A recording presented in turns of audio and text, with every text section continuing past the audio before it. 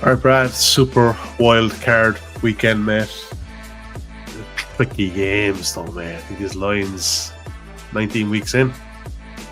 You know, the market knows itself, Brad. It really does, doesn't it? 6 games. Yes. Yeah, it does. Yeah, This it's tough. feels I found hard. it tough. It feels hard, Yeah, it yeah. does. It's like you sit down for an exam, you're like, you see the first page of it, and you're like, oh, I don't know. All right, okay.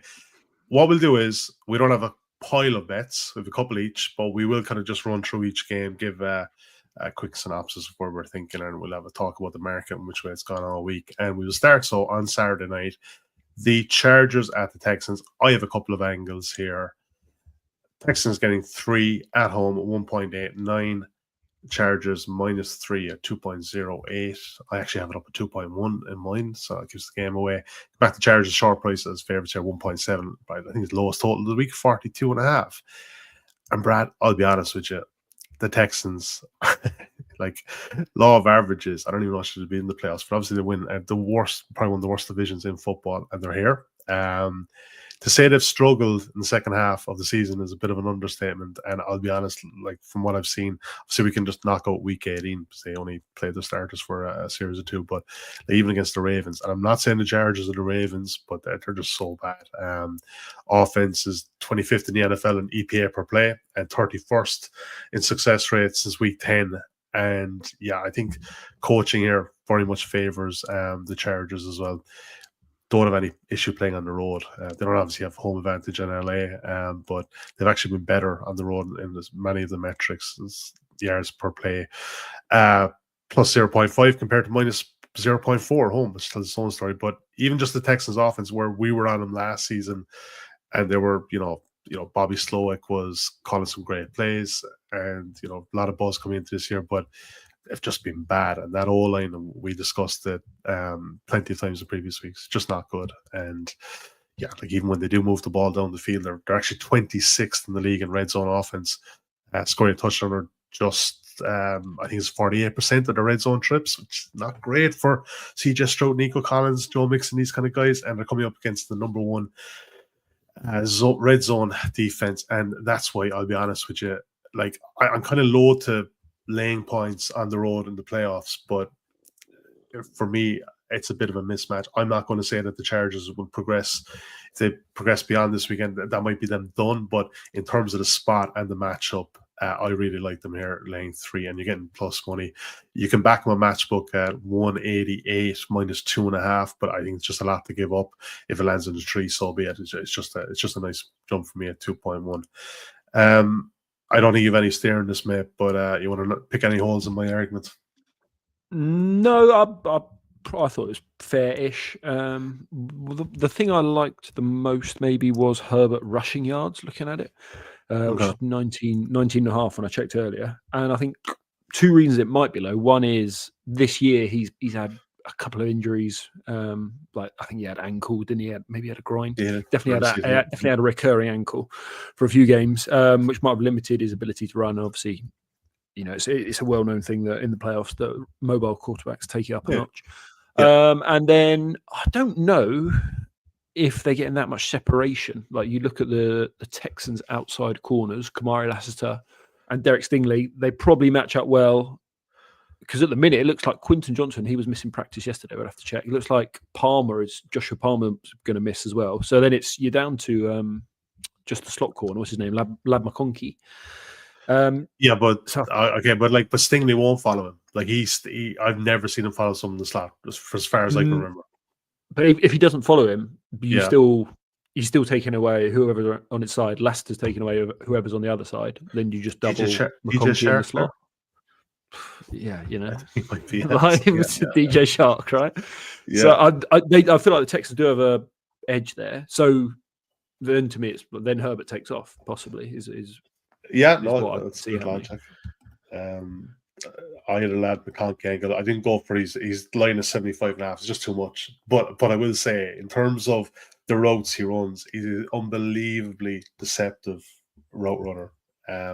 In terms of he can get out of his routes and the breaks, and he can run different option routes as well for Herbert, and his longest reception line is 25 plus. And I don't think Stingley will follow him. I haven't seen it all year. I think he'll pick up if Johnson does go, or whoever the wideout receiver is for the Chargers. And I like the matchup here for whoever picks him up. If that's Okudah, it's more likely to be the rookie Lassiter, I would say, against McConkey. And 25 plus yards are longest reception, and he's hit this on many a game this season. Lad McConkey at 1.9. I need to look up DJ Shark notes in my head. I just think he is in there. So I'll go over to you for the next game. I can be looking that up, mate. Divisional matchup, the Steelers at the Ravens Saturday night, and it's a big line for a divisional matchup. But look, it's not without good reason. Steelers getting 9.5, 43.5 is the total. You can back Pittsburgh. You fancy the upside of 5.3 at matchbook.com. You're coming at it in a pro Steelers way, but you're coming at it from the angle of their team total over 16.5 at 188. Yeah, I think this is just a bit of an overreaction to the Steelers last month, where they obviously lost 4 in a row. And everyone's talking about that. Well, the Ravens have won 4 in a row. But 3 weeks ago, these teams matched up week 16 Saturday night. And the line, I think it opened 6, went off 7. Steelers Ravens minus 7 in the same venue. And obviously now it's 10. And we bet under Steelers team total that day, which was 17 or 18. I think it was 18.5. It was bet down a little bit. 19.5. Still, yep. Yeah. So it was bet down to 17.5 yep. by kickoff. But even like going through the 17 is a big move. And I don't think it's justified given the Steelers have Pickens back. And if we just pivot to the spread quickly, going from 7 up to 10, when the Ravens are losing Zay Flowers, Pittsburgh's getting back Pickens, they're getting back Joey Porter Jr., best corner who missed a lot of that game. Deshaun Elliott missed most of that game, the safety. TJ Watt was banged up. Larry Ogunjobi, defensive tackle, missed that game. So you've moved 3 points through 2 key numbers, and the health situation has flipped to me. So I don't know.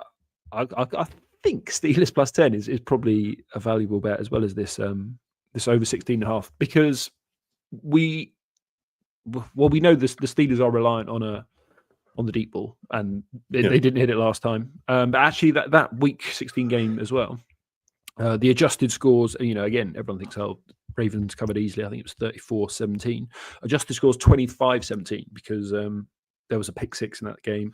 Russ fumbled at like the 3-yard line. So even that game was close. And as I say, I think the situation is a little bit different. If you look at Zay Flowers as well, he's had 80 more first read targets than anyone else in the Baltimore offense, and he's not there. He's elite against man coverage. I think by ESPN tracking metrics, he's like second best at getting open against man coverage.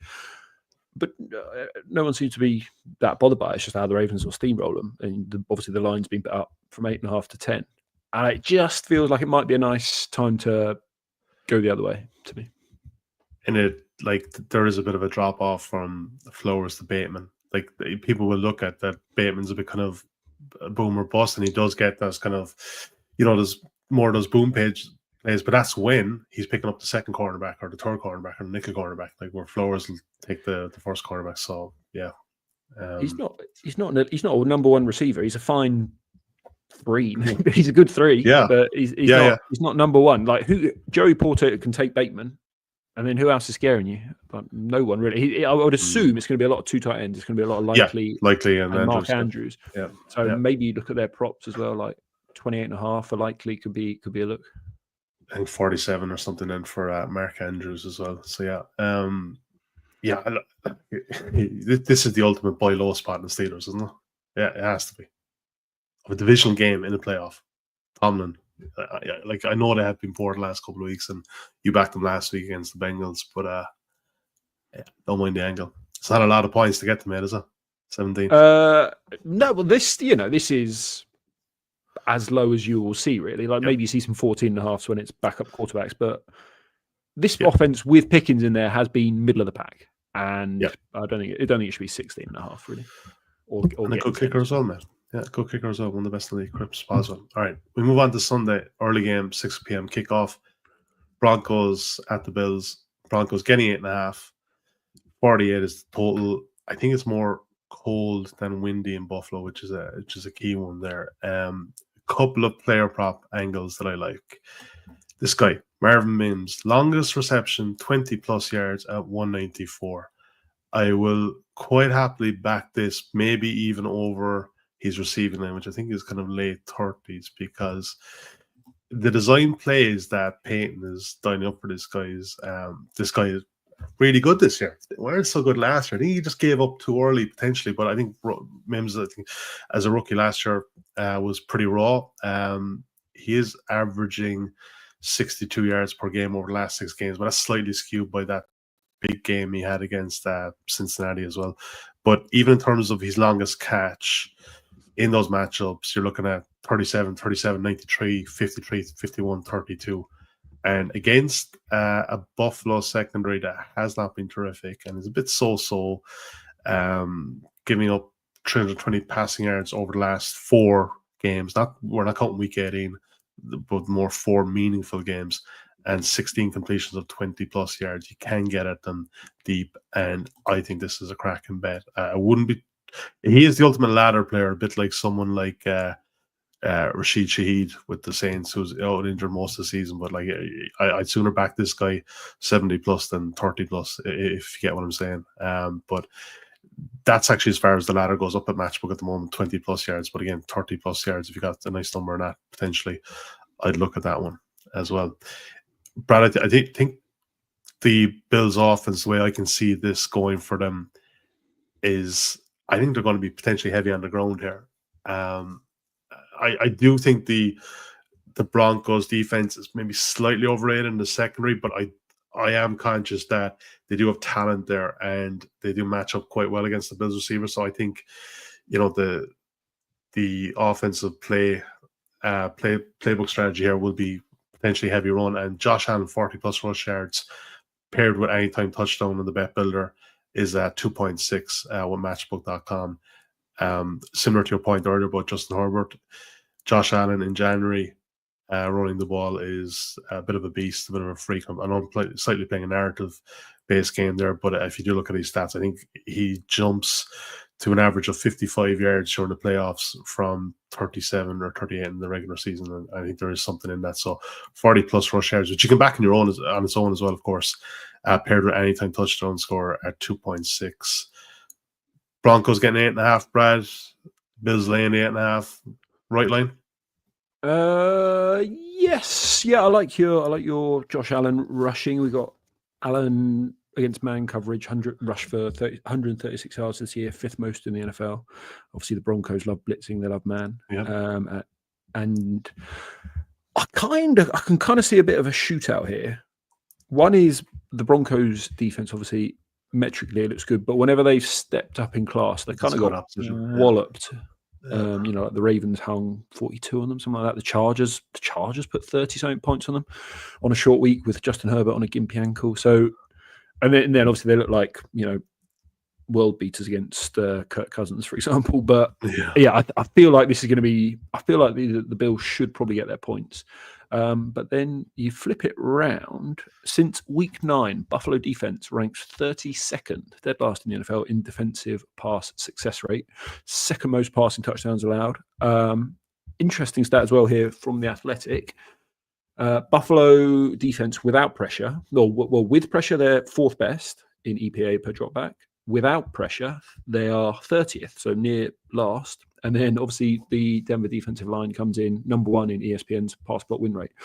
So if they can keep Knicks clean, I feel like they should be able to keep pace, and we could get a sneaky shootout.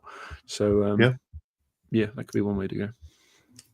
We're obviously been a bit down on Bo Nix as we touched on last week's podcast, but like, you have to look at the matchup too in terms of the Bills secondary, and this is the playoffs, and it is just time to go. Like, they're underdogs. I expected to win here, so I can't see a heavy load of Estime or Jaleel McLaughlin or whoever the hell they're plugging in a running back. Yeah, well, Nix is very pressure sensitive. Like if he's kept clean, he's good. If he's not, he is garbage. And you would suspect, as I say, given Broncos' best pass blocking line in the league by win rate, he should be cleanish, you would think. The next game is actually before we get that. Sorry, I forgot to mention our friends at Matchbook. I forgot that the last day too. I have to get a bit better at that. I normally hit it at the start of the show, but I will say, and we said it the last show we had as well. Some of the pricing on the Bet Builder is very competitive. Even on the singles, some of the time they're actually more competitive than the main part of the exchange. And if you are looking to bet one of these as a singles, such as the Lad McConkey longest reception, or the Steelers team total that wouldn't ordinarily be on the exchange, you can populate the Bet Builder as a one-leg Bet Builder, so to speak, as a single, and you can bet those at Matchbook. And if you want to get involved, you can use the promo code POD50, POD50, to avail of a 50 quid free bet offer. Full terms and conditions can be found at the promotions tab on matchbook.com. Brad, Packers, Eagles, and obviously some questions about both quarterbacks going into this game. I think we're confident enough that they'll go. Packers getting 5, 198. You can back them on the money line, 94, 3.25, and 45 is the total. And I think this opened at 3.5 for the Eagles, Brad, if I'm not mistaken, or around that. And it's been bet up all week. The side seems to be the Eagles with the public. In agreement there, or is the line just about right? I think the most interesting bit is Love, where it looks like he'll go, but they asked him, "Are you going to play?" And he said, "We'll see. Yeah, I'm hopeful." And then he said he's still got soreness in that elbow, which is not. It's not. Yeah, obviously, is it? I thought that was a bit weird. And what's interesting is the backup Malik Willis. He also had numbness in his hand, so that's why they were both in the middle of that Bears game last week. They're both on the sideline throwing, and both had some sort of injury. So to me, there is a non-zero chance that Love is not quite right and maybe wouldn't be playing. But obviously, it's going to be quite hard to tell that until he starts throwing footballs around. Yeah. So possibly a good one to watch live and see how his accuracy is. I would say this is not that helpful because I think the line's probably rightish, but the Eagles are better at every position on the field except quarterback and maybe safety. Like the offensive line is better, the defensive line is better, the receivers are better, the running back is better. Like they're a much more talented team, and I would feel like they should just be able to do what they want ultimately. You take fully fit. You take Love over Hurts, yeah. Yeah, I think. Yeah, probably. He throws it better. Fair. Yeah. There's a small. He's a better pure passer. He's a better pure passer. Yes, I'll give you that. Yeah. Obviously, Hurts opens up more with what he can do. He opens it up for Barkley. What potential angle for the under is both quarterbacks. Some questions, even if it's a couple of percent that Hurts is still a bit concussed or Loves his elbow still a bit wonky, and then the two run heaviest teams in the league versus expectation, and then Hurts versus man is elite, but versus zone, I do have the stat somewhere, but I can't find it. He's like 20th or worse, and then Green Bay plays a lot of zone, so it's possible that Green Bay just sits in zone that forces the Eagles to run it. I don't know who's getting open on the Packers. Like without Christian Watson out there, none of their receivers are good enough to beat the Eagles' coverage personally. So I can see the Packers struggling to move it, and then the Eagles just running it. So it could be an underlook as well, possibly. Yeah, 100%. Yeah, it could be potentially one of those ones where they grind a bit of clock, and I think it's going to be heavy Josh Jacobs for the Packers, but that doesn't necessarily mean that it's going to be a heavy success against a really good front as well. So, all right, there's no bet there for us. If we find something later on the week, we will chuck it into the Telegram group, which you can find on the show bio notes. Put in a good rugby one there during the week, Brad.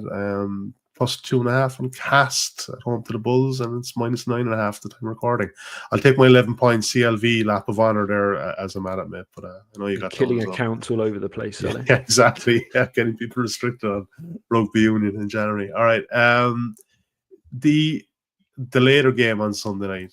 You like a player prop angle here. The Commanders and the Bucks. Commanders getting 3. 50 is the total highest one of the week. And Mike Evans, who obviously a fair bit of controversy of him hitting his his bonus number the last day with those scripted plays when you're 8 points up. I thought it was absolute madness. But anyway, he's going up against his old pal Marshawn Lattimore. Now his line, you quoted me 74.5, which I think is fine. That's the main line around. But the only one I could get a match with was 79.5, and it juiced to 178. But everyone's going to be backing the over to a certain degree off the back of success last week, and he's Baker's number one target. But geez, Brad, if you look the last couple of years when they're playing the Saints, like when Lattimore there, he's got nothing on him. Yeah, he's generally been held fairly in check. What I do like, so there's that angle there, which is, Evans normally wins with height and physicality, which doesn't work against Lattimore. But I also quite like that the last 3 weeks or so they've been peppering Evans with targets to get him to this 1,000 yards. Yeah, and there's no longer any need to do that. So I think we've just got a little bit of inflation here. 5 yards more than it should be, and then obviously a favourable matchup as well, especially with like Jalen McMillan going absolutely nuts on the other side of the field. He was kind of the big chain mover. He was the one getting the explosive plays last week when they really, really needed it against the Saints. And he's probably got the easier matchup as well. So, I think, we're getting a little bit of extra value just because he's been peppered recently, Evans. I couldn't tempt. I was looking at McMillan's line earlier as a kind of potential play, but I think the market has caught up to him. Like even 50 plus is the exact same price here, 178 as Evans under, and 60 plus, is 2.2. But I think if you were giving me a match bet or something against the other, and then you gave me 6-4 or 7-4 on McMillan against Evans, I'd have a sneaky look at that. Yeah, same. All right, then. I don't think we have a bet on the last game, the Monday night game with the Vikings and the Rams. Rams getting 2.5, 48 is the total. But I think it is worth kind of discussing, the dynamic this week of the wildfires in Pacific Palisades and Los Angeles in general, and the disruption around the city for that. And obviously the game is moved to Arizona as of Thursday night, the Cardinals Stadium. And look, the line hasn't moved a whole lot. I think you're probably talking 1.5, 2. It's probably moved obviously in favor of the Vikings. Total pretty much the same. Any stare in this one, mate. But if you're playing the narrative zone and you don't like to do it in the circumstances, it's got to be a real disruptive week for Sean McVay and his team, right? Yeah. Well, this is interesting, really. That they've moved the game, and it's maybe moved a half point. It was probably 2. It's now 2.5. Is that? I don't know. That seems light. Is that enough? You reckon? Yeah. Yeah, I think that's probably light. So, you assume the fans are going to be more split. I don't know what sort of fan base is going to be there. But LA, instead of driving to the stadium, they're probably going to get on a plane or something to Arizona. Meanwhile, I'll be glad to do that. To be fair, yeah, most of the areas on fire. That practice Thursday was. They originally began practice, and then the wind changed, new smoke appeared on the horizon, and they cancelled it. They cancelled the end of it, so players could check on family members and get home. So it's not ideal, is it? It's not ideal preparation. Same for Chargers as well, but the Rams, at least the Chargers knew they were getting on a plane at some point. Yeah, the Rams are now probably going to lose a day of maybe preparation or rest. So, that half-point move seems light to me there. Yeah, I suppose it has happened in the past. Probably the one that I remember was Katrina in New Orleans. And if you remember, they moved their games to LSU down to Baton Rouge. And in all honesty, it didn't give a team a spark. But you can kind of play the emotional angle that, okay, they're playing for LA and, people are, having issues there or whatever at the moment. And I don't really, I'd sooner play the angle of, this is just way easier week for the Vikings, in all honesty. Yeah, now, we did say on the back of obviously the real disappointing performance by them on Sunday night that, you could potentially have a situation where they're just at a low ebb following that. But, even I think the matchups favor the Vikings, and the Rams have been kind of struggling a bit. I would kind of worry about, the Vikings. They play a lot of zone, and Stafford and Puka do quite well there, but it's just not enough there for me. If I haven't bet it, but if I was picking a side, I take the Vikings, sir. Yeah, I think you'd be brave to bet the Rams, just not really knowing how they've been preparing. Yeah, I would say that Lions game last week for the Vikings was a nice, a showcase of how just volatile NFL betting is, because Darnold had wide open receivers at least 3 times. They had big seam routes for 40 yards. He had touchdowns, and he just missed them. And Like there's not much else you can do really. If like Kevin O'Connell's got his guys open, the receivers have won, and the quarterback's just had a bad day. Yeah, what are you gonna do? I don't know. Yeah. Who was the linebacker for Lions you said coming back? Anzalone. Yeah, he was huge, wasn't he? Yeah. Flying about. And but he was. Yeah. All right, let's recap. 6 games covered there, not bets on all of them, but we started off Saturday night. I like the Chargers -3 at 2.1 or 11-10. Lab McConkey, longest reception, 25 plus yards at 1.9. Brad, who I actually quoted on the screen, I actually called you Sully on the screen on the banners, Brad. I do apologize for that, man. You don't want to be me. The team total over 16.5 at 188. In some of the games, the Broncos Bills, Marvin Mims, longest reception, 20 plus yards.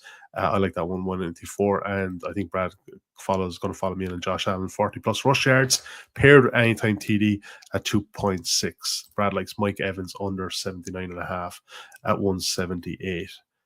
Brad, of those two that you have, mate, what's the best one for you, man? Can I call an audible and go Steelers plus 10? Okay, Steelers plus 10. Let's go. Let's get a live price.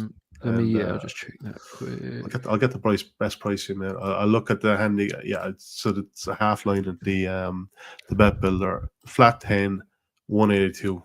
Pay a small bit for Brad, 194. Is it worth it? Yeah.